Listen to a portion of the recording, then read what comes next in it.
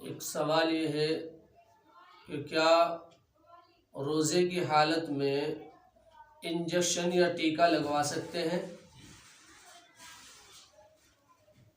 اگر روزے کے دوران انجیکشن لگوایا یا ٹیکا لگوایا تو اس سے روزے پر کوئی فرق نہیں پڑتا،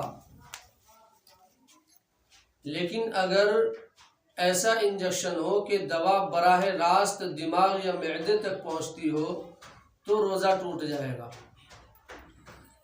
تو انجیکشن چاہے نس میں لگوایا گیا ہو یا ماس میں لگوایا گیا ہو، اس سے روزے پر کوئی فرق نہیں پڑے گا، روزہ نہیں ٹوٹے گا۔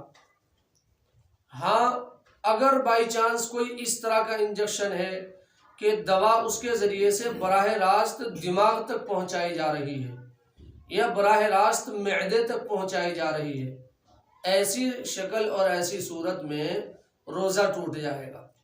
لیکن عام طور سے جو انجیکشن یا ٹیکے لگوائے جاتے ہیں، چاہے وہ ماس میں ہو یا نس میں ہو، تو ان سے روزے پر کوئی فرق نہیں پڑتا ہے۔